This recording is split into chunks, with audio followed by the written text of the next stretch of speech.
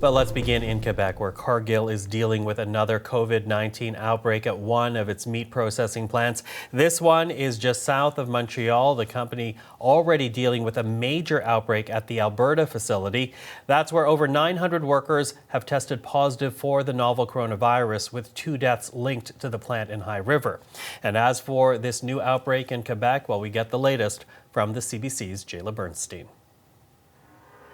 The outbreak at this Cargill facility in Chambly, Quebec is not quite as severe yet as what we saw in Alberta. So far, the latest is that there are 64 employees here who have tested COVID positive. Just on Friday, that number was at 42. So we can see that the numbers are going up quite quickly. Now, you'll see there aren't many people here at work today at Cargill, at the meat processing plant. Of course, it is a Sunday, but the plant is actually in the process of gradually slowing down production. They're planning on closing things down completely as of Wednesday to reduce and contain the spread of the virus. Now, the union that represents employees here, it's not critical of Cargill. In fact, it says that the company really has done everything it can to protect its employees. It says it's actually gone above and beyond public health measures to make sure that employees are as safe as possible from the virus. But the union says there's only so much you can do when you're working elbow to elbow in a meat processing facility. The way that their installation are, well, they cannot do anything to. It's either reduce the production or we'll have people working side by side. So, but with the plexiglass, with the visor, the mask, and the glasses, well, that helps. You know, that will help prevent the spread out of the virus for sure. But you know, the zero risk doesn't exist anywhere. The union says part of the reason perhaps that the virus has spread so quickly among employees here is that some of them actually live together, some of them are roommates, some are actually family members. So even if they're taking preventative measures here, if people are living at home, the virus could spread there. Now, the company says that it is planning on paying people up to 36 hours per week while they're at home, while the facility is in idle mode, while things are shut down. And the union says it's hearing that that employees will not be sent back to work until they can guarantee that everyone who goes back to work has tested negative for COVID-19, and also, of course, that they haven't been in recent contact with anyone who is sick. Jayla Bernstein, CBC News, Chambly, Quebec. Well, let's dig into a bit more of what we heard from Jayla there. Anouk Collet is the spokesperson for the United Food and Commercial Workers. That is the union that represents workers at the Cargill plant. She joins us right now in Laval, Quebec. So Anouk, thank you for joining us today. Yes, thank you. Good afternoon. Listen, I want to begin with the numbers here because to my understanding, Cargill is saying that about 13% of workers at this plant have tested positive for COVID-19. Many others are staying at home. To your understanding, how widespread is this of an outbreak? Well, I think this is why they decided to shut down the plant right now. Because they wanted to assess the situation. From what I understand is that we went from 1 case to 50 cases in only a few days because all the test results came back at the same time. And so this is why I think they're taking a break now. So I want to emphasize that this is really like a preventive measure that the public health organization decided to put in place. So a preventative measure is how you're describing it. Are you happy that this is being done then? Well, definitely, because from what we understand, the problem is with this virus, right? We all know that at the beginning, people have no symptoms. And that was the issue, that was the problem here. So now they want to take the time to test people. And when we get the results back, then people will be allowed to go back to work. Mm-hmm.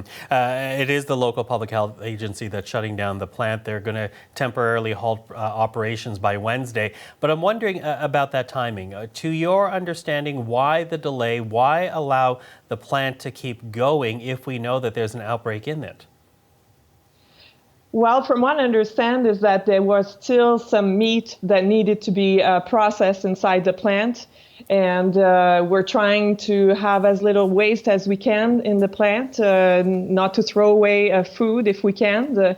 So this is why the plant they decided to shut down the plant a few days later. And as I told you, this was a preventive measure. So I guess that's why they had a little bit of time that they could take. Mm-hmm. You know, I have to say that we were speaking to the United Food and Commercial Workers, the local out of High River, Alberta last week. And of course, that is the site of this country's largest single outbreak of COVID-19. And they seem to be having a hard time making their argument to management at Cargill about the things that they wanted to see to make sure workers are safe.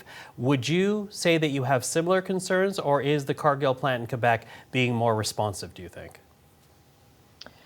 Well, I think there are two things here. I think, first of all, Quebec is the province where we have, unfortunately, the highest number of cases, as you know. So the public health organization is definitely putting a lot more pressure, I believe, on employers here in Quebec than they might be in other provinces. So that's one issue. And I think, sometimes you learn from your mistakes.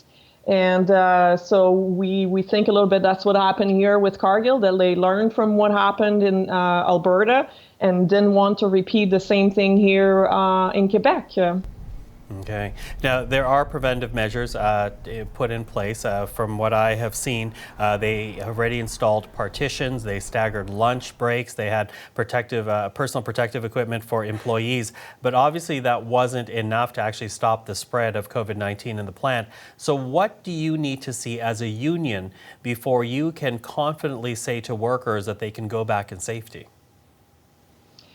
Well, as it was mentioned before, the COVID spread because a lot of the workers come from our family members. They live in the same house or they share an apartment. So that was one of the main causes that the virus spread.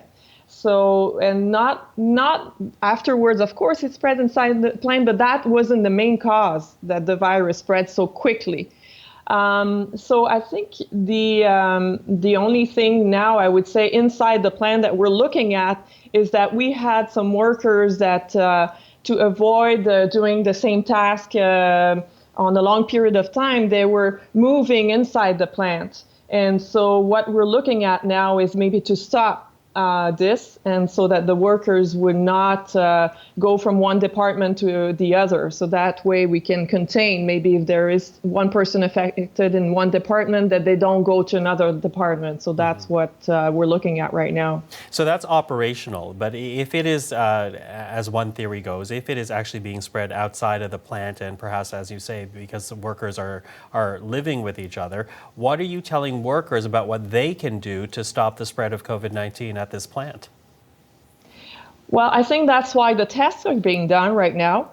And I think the company will probably continue to take the measures that if you have symptoms, you should stay at home. As it was mentioned, also, they already have over 150 workers that were sent home because they didn't feel good. So I think this will have to keep going on. I know they have a nurse in place there, so should it be that workers' temperature should be taken before they go in, as it's being done in some places, so that could be something to also reassure the workers. The companies also, the workers have a bank of 80 hours, so if they don't feel good, they can stay at home and they will be paid. So, but we're trying to discuss this with them too, because the 80 hours sometimes they goes down pretty fast. Some workers sometimes don't feel good the first time, so they go home, and but it was nothing, and then it happens again, and then the 80 hours are not there anymore, and so we don't want workers feel pressured to go back to work because they're not being paid. Okay. Well, Anouk, thank you. We appreciate your time today. Well, thank you so much. Thank you for having me. And that's Anouk Collet, spokesperson for the United Food and Commercial Workers in Laval.